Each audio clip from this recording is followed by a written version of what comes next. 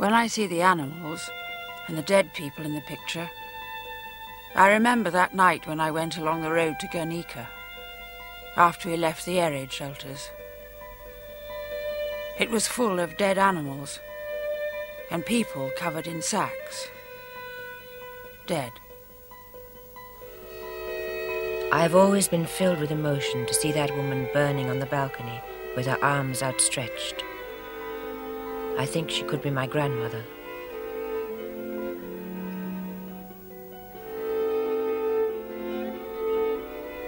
Picasso's painting, Guernica.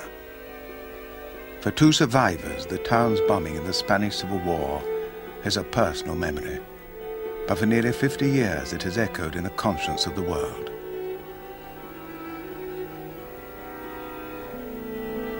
Spain, in the 1930s, was in many ways still struggling out of the 19th century, but it found itself the arena and battlefield for ideologies of the 20th.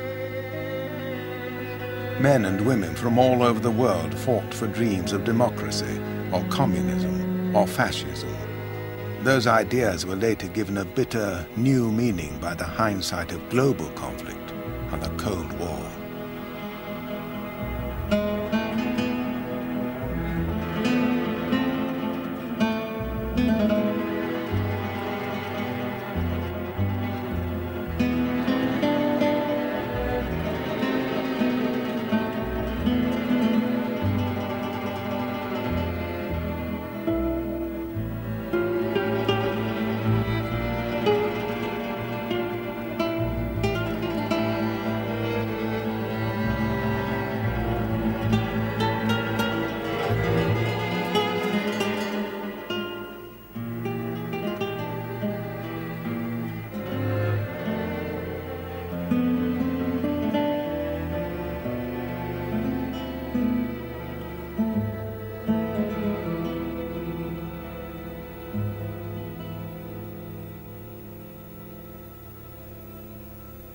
Europe in 1936.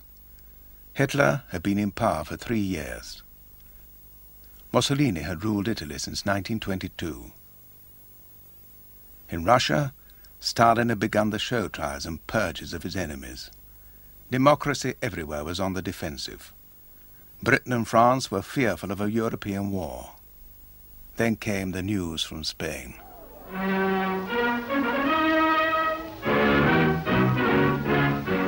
All is turmoil in turbulent Spain, and the cost of political anarchy is death and destruction. This unhappy country, reft into two almost equal camps, illustrates all the tragedies of civil war under modern conditions. Innocent people lose their lives, property of law-abiding citizens is wrecked, and half the combatants fight half-heartedly for one cause or the other because they're forced to take sides. Such is the fruit of anarchy, of a people divided against itself. The newsreels, as usual, had a simple explanation: anarchy. But in truth, Spain's crisis confused many an outsider. To understand it, they translated the peculiarly Spanish issues into their own. Spain became Europe's obsession. The idea of the Spanish liberalism and the Spanish workers, the Spanish people, seemed a very passionate and pure cause. I remember that my Oxford tutor, who was a philosophy tutor, said that it was the only course in his lifetime in which there seemed a complete choice, absolute choice, between good as represented by the Spanish Republic and evil as represented by the Francoist forces. The convictions of Europe's left were matched by their enemies on the right.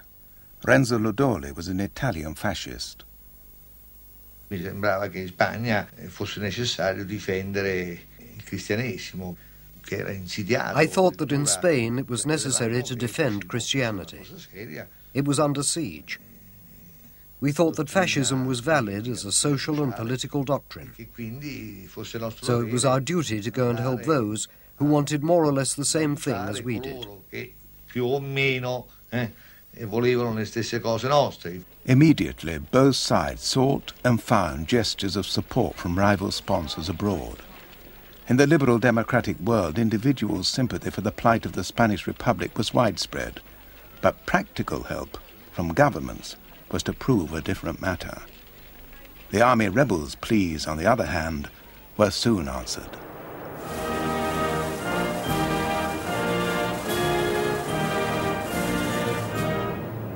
Franco was not, at that time at least, a fascist. He was a conservative monarchist, but he was immediately assisted by European dictators who were fascists, and so he was inevitably identified with their kind of political despotism. Nevertheless, there is no evidence of any international fascist complicity in the Spanish general's original coup. On the contrary, in the summer of 1936, Hitler's thoughts were far from Spain. He was building a war machine for his own purposes, expansion in the east, and the repression of his opponents inside Germany. Hitler promised Britain that Germany wouldn't get involved in Spain. It was the first example of double talk in the Civil War, saying one thing and doing the opposite. Hitler had already sent aid. 2 days after the Spanish uprising, Franco had appealed to the Führer for help. After considering the consequence of a communist-influenced government controlling the Strait of Gibraltar, Hitler decided to send not the few anti-aircraft guns and fighters that Franco had asked for, but a full squadron of Junkers transport planes to airlift the Spanish Army of Africa from Morocco.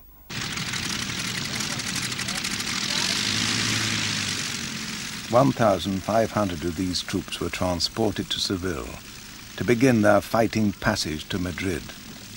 These crack troops of the Spanish army were to play a decisive role in the war. Hitler said later that Franco should erect a monument to the Junkers 52, the aircraft that Franco had to thank for his victory.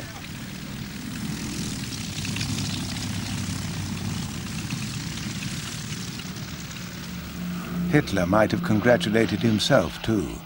His help was later rewarded with a constant supply of Spanish iron ore. This gave him a great advantage in his preparations for the World War that was to follow. But in 1936, most people still thought that war could be avoided. Noi crediamo che l'Italia. In 1936, Mussolini had not yet become Hitler's pawn. Inquadrata in tutte le sue formazioni rivoluzionarie. Indeed, many British hoped Italy could become an ally. I suoi destini. But Mussolini's conquest of Abyssinia had already shown that he was preparing aggressive expansion. Alla potenza e alla gloria.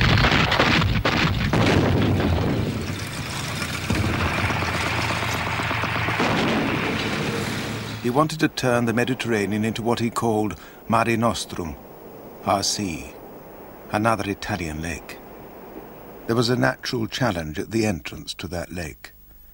Throughout the 30s, Mussolini had dabbled with small-scale right-wing plots to subvert Spanish democracy. He had modestly financed the leader of Spain's fascist party, José Antonio, and allowed right-wing military groups to train on Italian soil. In 1934, in a written though informal agreement, Mussolini had promised to supply arms to Spanish monarchist conspirators should they overthrow the Republic.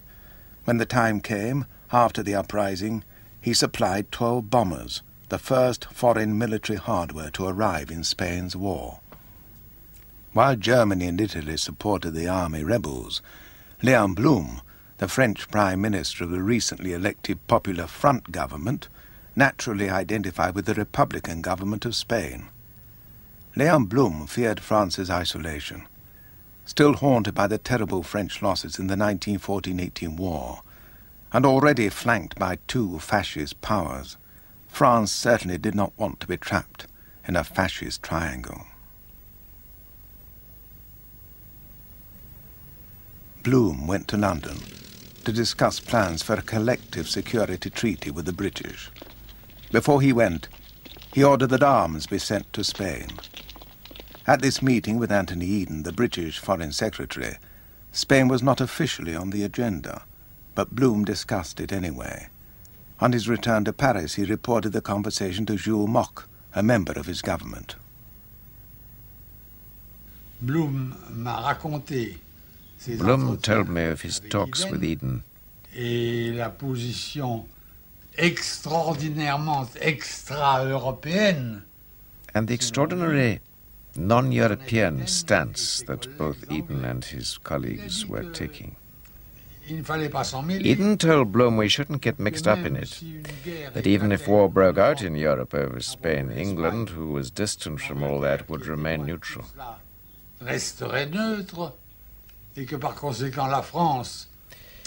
Therefore, since France could not count on support from England, it would be wise for her to adopt the same position as the English. And I think I can recall that Blum told me that that would be a cowardly position. In London, the British national government was worried. Conservative Prime Minister Baldwin and his ministers were concerned at all costs to avoid another world war and feared it could start in Spain. Alec Douglas Hume was then a backbencher.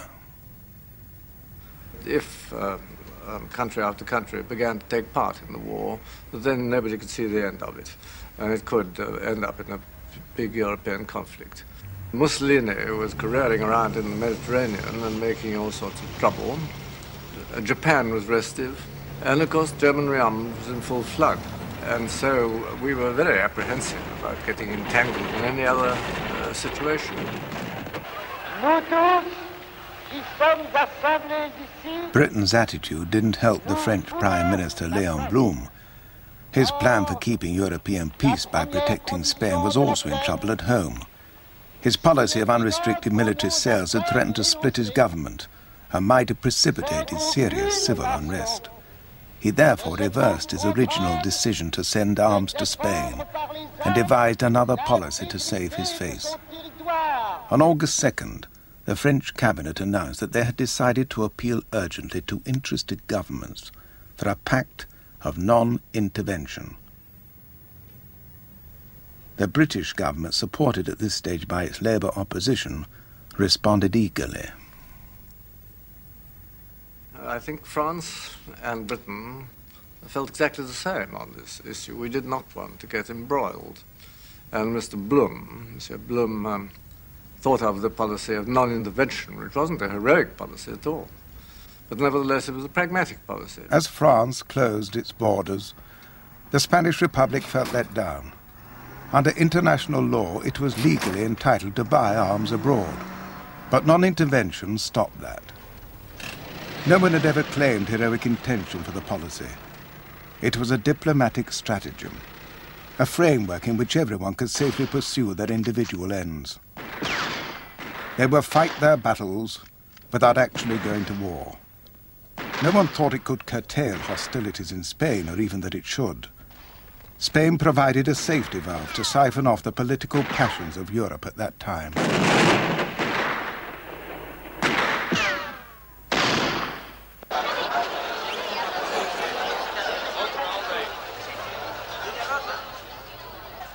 Adesso quando si dice fascista si pensa alla violenza, alla dittatura. Però allora nowadays when you say fascist, you think of violence or dictatorship. But at that time, we youngsters didn't know anything else. We had been brought up and educated under fascism. We were convinced that it could be a valid formula to solve social problems. Risolvere I problemi sociali, soprattutto del mondo.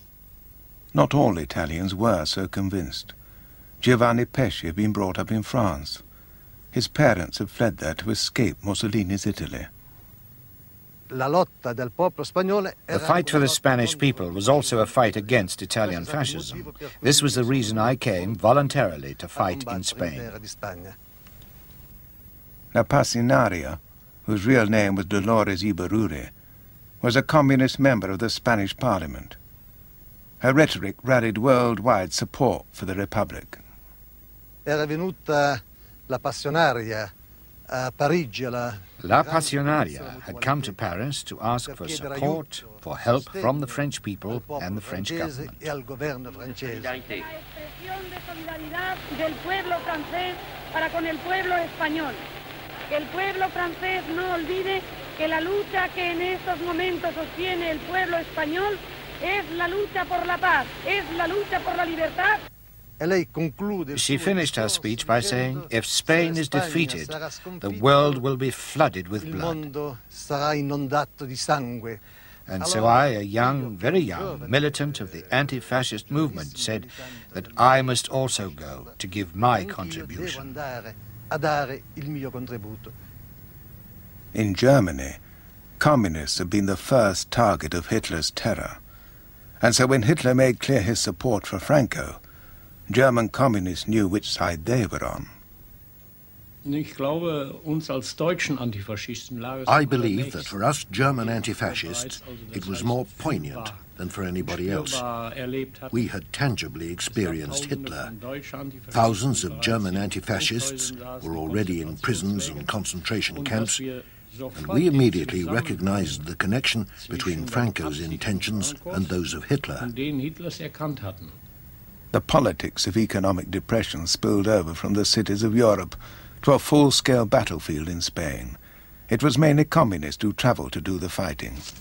Frank Deegan was an unemployed communist docker from Liverpool. I believed that if Hitler and Mussolini managed to help Franco to win, then this would be a defeat for the whole labour movement throughout the world. We thought, you know, the fascists of the world were ganging together, so a call went out for volunteers to help the Republican government. The call came from Moscow. The International Committee of Communist Leaders, a Comintern, organized an international column of volunteers. Stalin himself, however, had his doubts. He was weighing Britain and France as allies against the Nazi threat and didn't want them scared off by communist intervention in Spain. He held back from sending arms. He did send advisors, ambassadors, and food.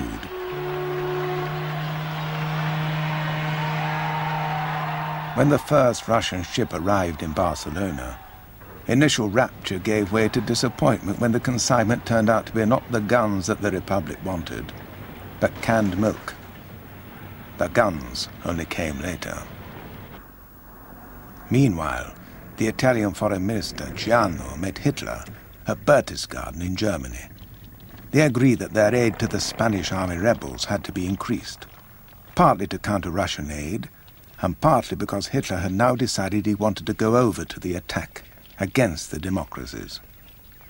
What had previously been a reflex action, a decision to supply Spain on request, became a concrete policy, a joint front against communism. A few days after Ciano and Hitler's meeting, Mussolini was heard for the first time to refer to the Rome-Berlin axis. Events in Spain had drawn Italy and Germany closer together, a step down the path towards the Second World War. I hate war. The world was very different in 1936. America was not the fulcrum of the world's foreign policy decisions. Still in dogged isolation from Europe's affairs, Roosevelt ignored the Spanish conflict and allowed the Texas Oil Company to supply Franco with fuel. In London, the non-intervention powers examined allegations of Italian, German and Portuguese intervention. The committee was chaired by the British. No one wanted the charges to stick, and they didn't. Von Ribbentrop, the German ambassador, later joked, a more appropriate name for the organization would have been the Intervention Committee. Nowhere was this intervention clearer than in the battle for Madrid. Until October, the skies were dominated by the rebels, reinforced by German and Italian planes. The Spanish Republican Air Force was no match until Soviet planes arrived.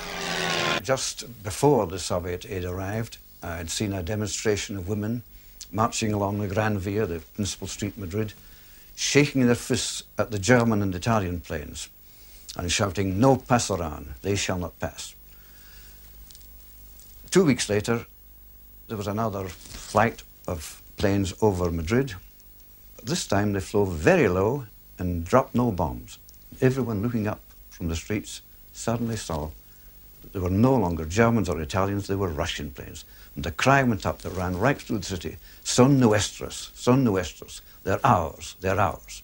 One day we were surprised to see some new machines in the sky, and we saw these small ones with snub noses. They flew around at a tremendous speed and shot down a nationalist plane occasionally. People began to get excited, started shouting, "Long live Russia!" They started to hug each other. Just 15 weeks after the start of the war, the Republic's capital, Madrid, was on the front line. The rest of the Republic lay behind. The army rebels held the territory north and west of the capital. Their land offensive began on November 7th. With only 25,000 men, the nationalists were attempting to capture a city of 1 million inhabitants. Franco had made ready lists of people to be arrested. Having met little resistance so far, he could not have anticipated the stubborn reaction of the Madrid people. "No pasarán," "They shall not pass," had become the slogan of Madrid, and indeed of all Republican Spain. The government on the Lago Caballero left the capital for the safety of Valencia. So did many of the population. For those who stayed, some preparation to defend the city had already been made.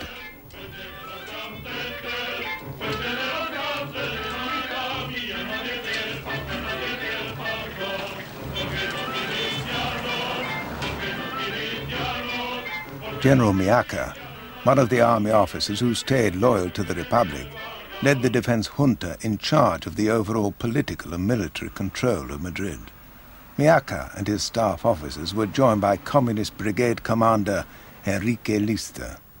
The population had been prepared politically to receive the enemy with boiling water, with oil, with anything that came to hand, from their balconies and roofs. The defense of Madrid was more thanks to the people of Madrid than to the militias. Entonces esta gente se incorporó a la lucha, pero sin pasar por casa. Salieron del comercio. People joined up at once. They didn't even bother to go home. They were given some hand grenades and a rifle, and with their ordinary jacket and trousers, they got into waiting vehicles or into a tram and went off to fight. This was really striking and wonderful. It was one of the most wonderful moments of the war. Everyone in Madrid was involved. Loyal officers staffed the army. Ordinary people built defenses for the city. Political parties recruited men for defense militias. But most of all, an organized army was created. However barely trained and equipped, 10 new brigades of the popular army of regular soldiers, mixed with volunteers, were naturally a more effective fighting force than the old militia columns.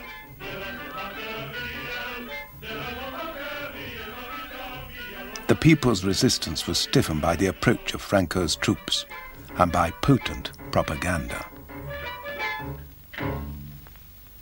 Madrid, corazón de España, late con pulsos de fiebre. Si ayer la sangre le hervía, hoy con más calor le hierve. Ya nunca podrá dormirse, porque si Madrid se duerme, querrá despertarse un día y el alba no vendrá a verle. No olvides, Madrid, la guerra. Jamás olvides que enfrente los ojos del enemigo te echan miradas de muerte.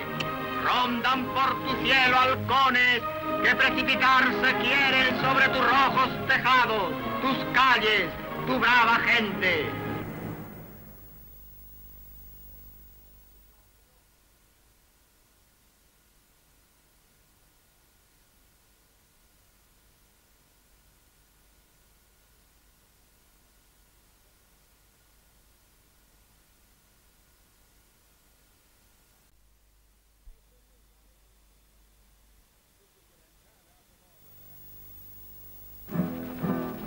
Wir in fernen Vaterland geboren, nahmen nicht als harten Herzen mit. Doch wir haben For 2 generations, the Spanish Civil War has been remembered for the international brigades. This fighting force of 40,000 men was a unique expression of international solidarity. There were Frenchmen, Greeks, Poles, Italians, Americans, Canadians, Irish, Czechs, Australians, Swedes, Swiss. There were 2,000 British. 500 of them died. But the war was already 4 months old, and Madrid under siege by the time the first organized volunteers arrived in the city to take up positions at the front.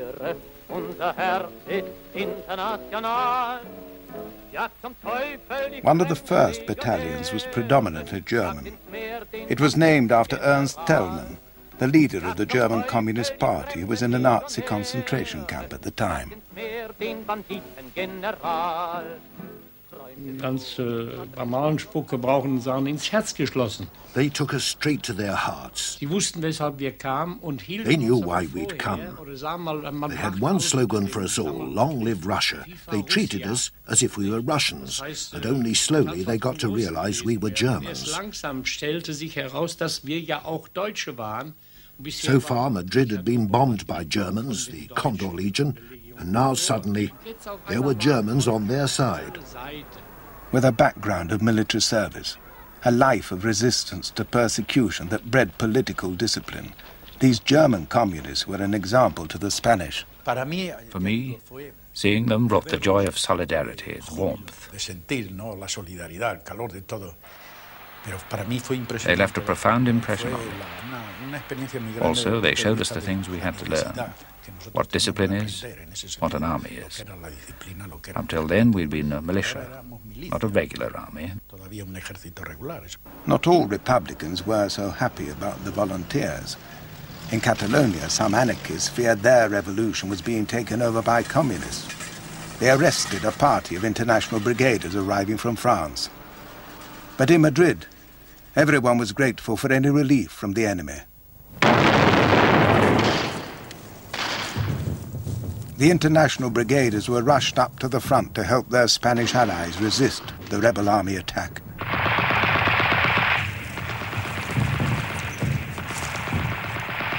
There was fighting in the Casa del Campo, a park on the western edge of the city.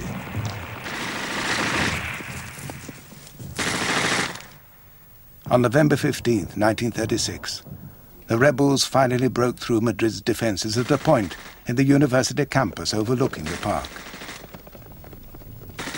The international brigades held the line in the philosophy faculty, but 2 days later the rebels attacked again and occupied part of the clinical hospital. The Thälmann battalion found themselves defending one floor of the hospital from the Moors on the floor below. Wir saßen auch schon wieder in der dritten Etage oben. We were on the third floor. We'd knock holes in the ceiling, and then we'd throw hand grenades down to clear them out. Fallen gelassen, unten aufzuräumen und umgekehrt. Also das heißt, in this fight, there was hardly ever a real front, a front which was clearly defined. Begrenzte Fronten gab es in diesem Kampf kaum. Eventually, the line stabilized, and Madrid held out. So Franco tried a new tactic.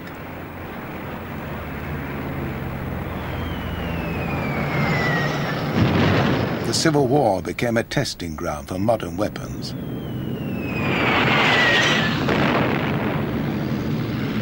It was a foretaste of what was to happen a few years later in London, Hamburg, Tokyo, and Leningrad. But until now, no city in history had been so sorely tested.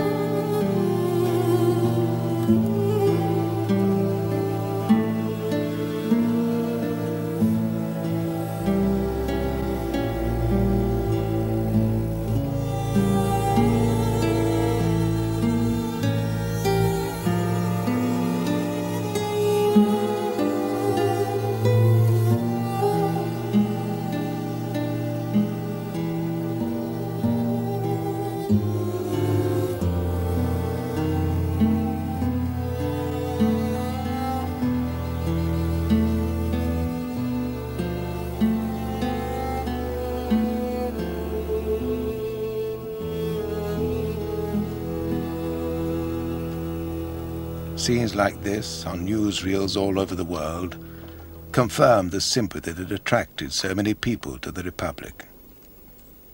Journalists like Ernest Hemingway went to report and became propagandists. The original complex Spanish causes of the war were distilled into the poetic certainties of right and wrong. Wogan Phillips, now the only communist in the British House of Lords, went to drive an ambulance. Stephen Spender, the English poet, went with him to look. We are obsessed by the feeling that this is the supreme cause of our time, a cause of poets and of writers, the cause of freedom, and that unless the cause of anti-fascism was won, unless fascism was defeated, we wouldn't be able to exist as writers. Like so many British radicals, Spender at that time was a member of the Communist Party, but he represented the liberal wing of English intellectual thought. I think there was a later generation of John Cornford and Julian Bell who got killed in Spain, who felt that they wanted to submerge their literature, their independence of mind as intellectuals, even their existence as intellectuals, which seemed subjective to them, within the objectivity of Marxism. This was the generation of Philby and Maclean. Philby was in Spain for a while, working as a Times correspondent with Franco's forces. In fact, he was spying for the Russians. Julian Bell had developed his Marxist ideas at Cambridge, in the same secret society, the Apostles, which included Anthony Blunt. The threat of fascism had turned a generation of English intellectuals into communists. The brutal realities of Stalin's Soviet Union had not yet been made known. Some people like George Orwell, however, who had gone enthusiastically to fight for the Spanish Republic, came to appreciate in Spain the danger of all-pervasive totalitarian communism. He joined the anti-Stalinist party, the POUM. The persecution of the POUM by the official communists disillusioned many who thought the Republic was a democracy. Most volunteers, though, were communists, and those who weren't felt isolated. I remember going to the front near Madrid once and meeting a young man there who was an English public school boy, and he said to me, well, you know, I came to Spain and joined the International Brigade because I understood it to be a liberal Republican organization, and what I found is that it's an entirely communist organization. And then he said, I would spend the rest of my life every day walking up to that ridge that you can see a few hundred yards away, and that'll be the end of me. And he certainly was disillusioned, although he accepted this, and he was killed within 6 weeks. But for many Spaniards, the Soviet Union's support seemed a salvation. In 1937, Teresa Pamias was a member of the Socialist Youth. I és que la Unió Soviètica ens ajudava. Era el país que venia armes al govern legítim de la República. The Soviet Union sold guns to the government of the legitimate republic. Guns came to Barcelona in their ships. It brought us this feeling of mythical togetherness, which became very solid. This comradely solidarity had a hard business edge. All the arms were paid for. Spanish gold reserves had been sent to the Soviet Union. They supplied the arms. Political influence came with them. In Madrid, morale was sustained by showing epic Soviet films like Kronstadt, celebrating the defense of the Soviet Revolution of 20 years earlier. But the Soviet influence was not revolutionary in Spanish terms. On the contrary, the Communist Party's disciplined approach to fighting the war and keeping order attracted large sections of the middle classes in the Republican zone. They had been frightened by the rival anarchist revolutionary ambition for the Republic. At the end of 1936, Stalin wrote to Largo Caballero and argued in diplomatic French that the Republic should collaborate with liberals and conservative peasants. It is necessary to prevent the enemies of Spain considering her a communist republic, he said. Stalin, remember, still needed Britain and France on his side. They were still not his certain allies against the threat of Hitler. And in Spain, Hitler's intentions were becoming clear. His ambassador formally recognized the Franco regime during the Battle for Madrid, and now Hitler could hardly afford to let the rebels lose. Germany increased its aid and sent instructors to train nationalist officers. This gave Franco's rebels a useful but still not decisive advantage. The nationalists were holding about 60% of Spain, but they were short of troops and had stalled on a front of 1,200 miles. In spite of a dangerous bulge around Madrid, the Republic was holding its ground. The nationalist sponsors became impatient, particularly Mussolini. Without even consulting Franco, he began to send large numbers of Italian volunteers to Spain. Their first battle was at Malaga. It was an easy victory. It shortened the front and raised nationalist morale.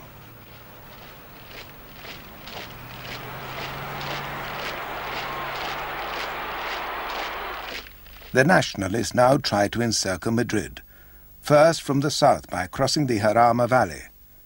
Republican reinforcements, including international brigaders, were rushed up to the front line.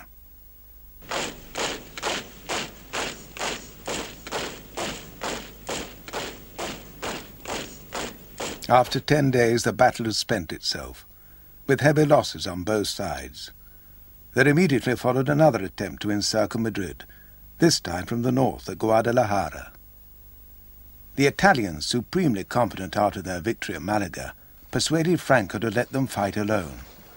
On the Republican side, the Italians from the Garibaldi battalion of the International Brigades took up position against their fellow countrymen. Questa era la posizione del battaglione Garibaldi. This was the position of the Garibaldi battalion. Headquarters was near the woods. The fascists were here, all in this area.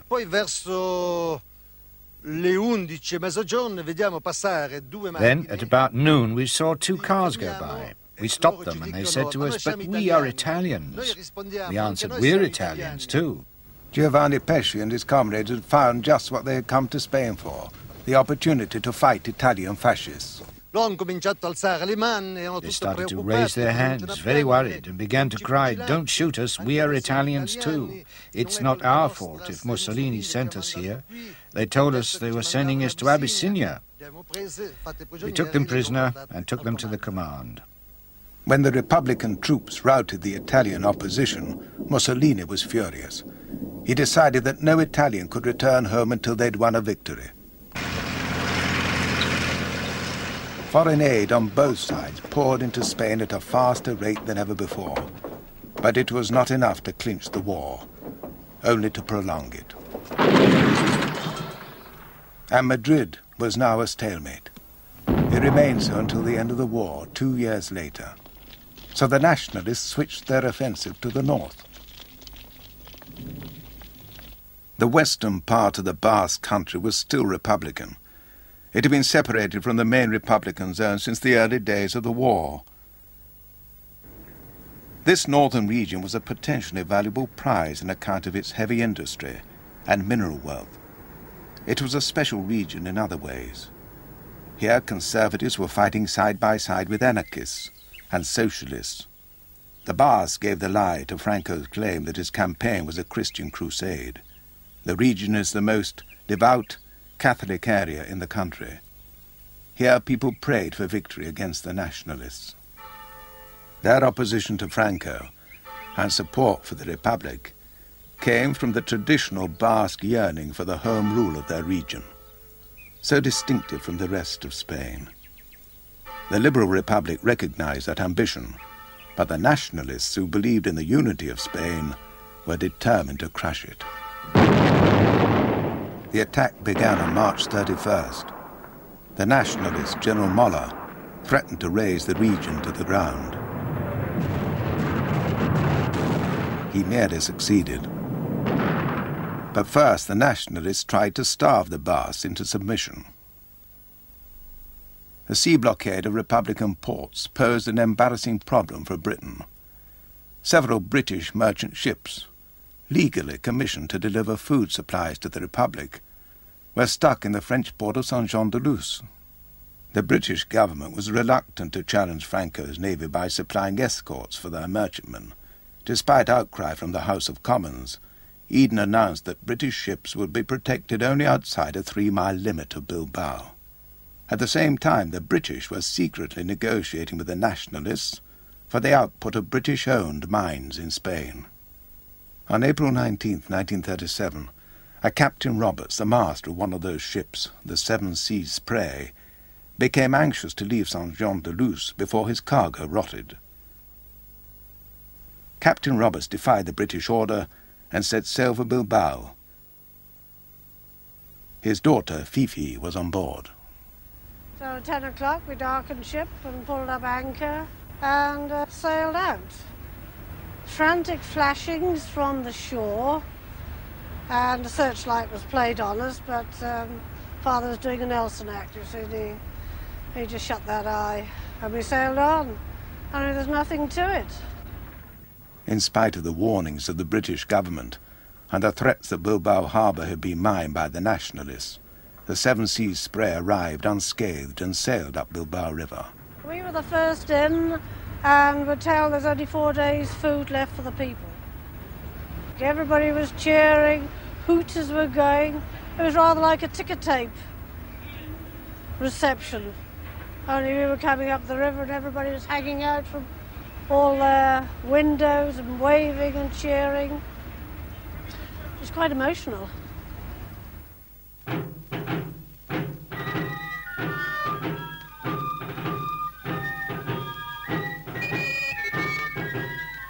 Captain Roberts and Fifi became the Basque people's heroes. The Seven Seas Spray had exposed the nationalist blockade as a myth, and other British merchant ships followed with food supplies. But the Basques couldn't celebrate for long.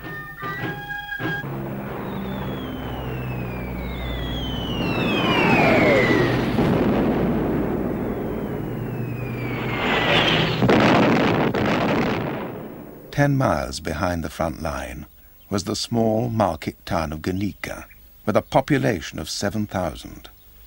It was the historic centre of Basque nationalism. The tree of Guernica, the symbol of Basque freedom, stood beside the Parliament building where traditionally all Spanish monarchs had sworn to uphold Basque liberties.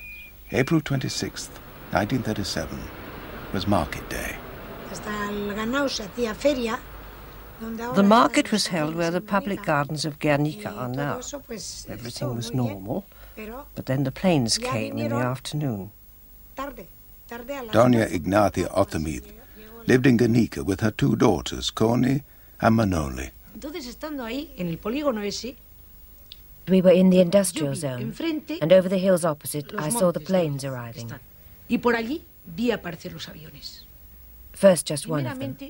It circled twice, but we were used to seeing it do that and fly away again.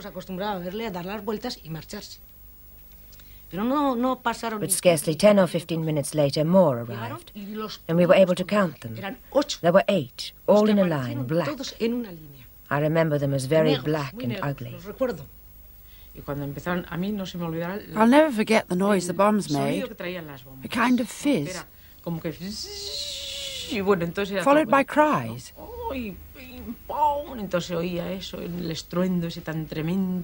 Then a tremendous crash, over and over again. I can still hear the noises, and we could feel everything tremble. Smoke and heat came in. 43 aircraft, mainly German, took part in wave after wave of attacks on the small town. Karl von Kanar was the squadron leader of the Condor Legion which bombed Guernica.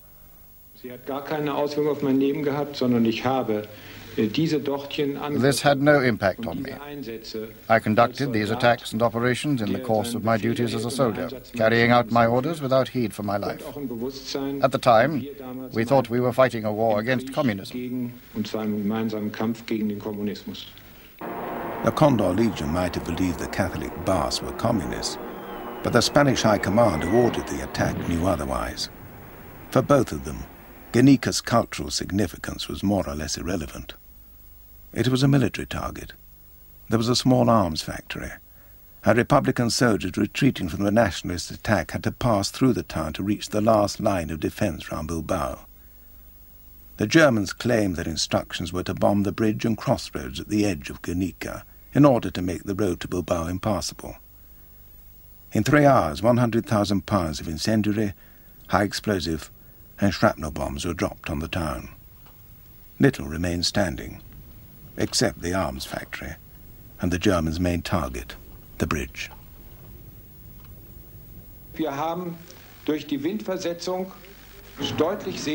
We could clearly see that the wind blew the bombs onto the fields. They missed the bridge and the houses by it. The Junkers were really commercial airplanes converted into bombers. That is, they were equipped with what we called a pot slung underneath the plane. It could be retracted during takeoff and landing and lowered during flight. And the poor observer had to climb down a tiny ladder into this contraption with his goggles and his flying helmet on. And there he had a primitive targeting device and rangefinder. The Germans' excuses don't explain why they did not use accurate Stuka dive bombers to destroy their objective, the bridge at the edge of Guernica, nor the fact that they machine-gunned the fleeing population, nor the magnitude of the whole operation. I can still remember, and I was just 9 years old, the force of the blast of heat in my face as I came out. All the buildings next to the factories were burning, everything on fire. The sky was red with reflections. 2 days after the bombing, Fifi Roberts was taken with her father to see the devastation of the town. 45 years later, she returned to Guernica to revisit the scene she had photographed with her own camera.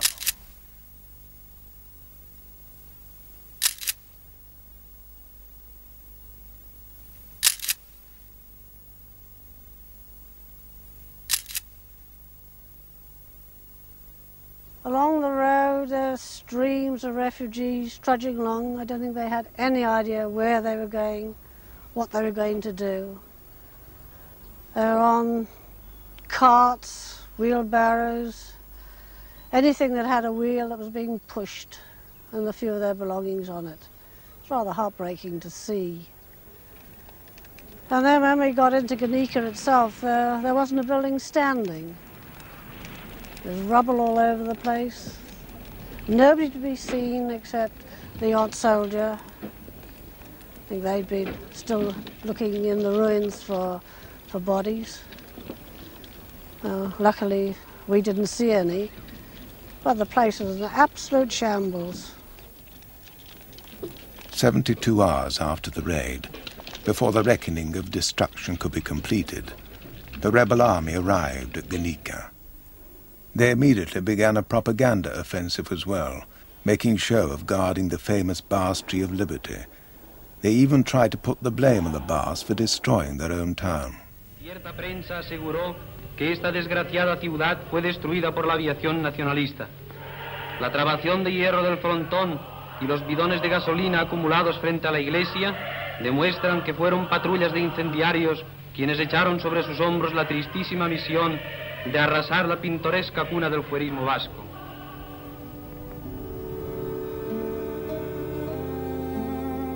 Some people were even prepared to believe this.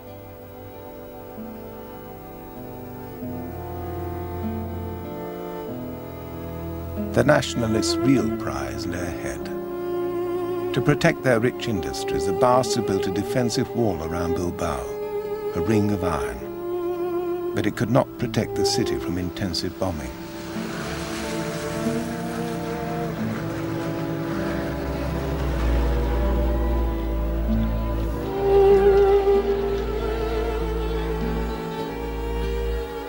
With Bilbao about to fall, the Western democracies finally felt free to help.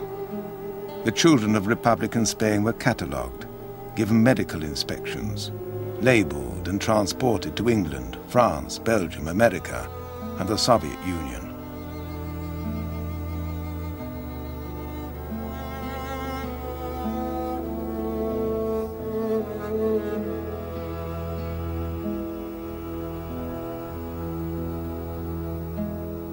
Franco soon broke through Bilbao's defences and seized the region's industries and mines intact. Soon ships left Bilbao with new cargoes. Soon Franco was exporting iron ore. His clients included Germany and Britain. Both countries were to use the captured resources of the Republic for their own rearmament program. Non-intervention, either real or phony, didn't interfere much with business or prevent the world war that was to follow.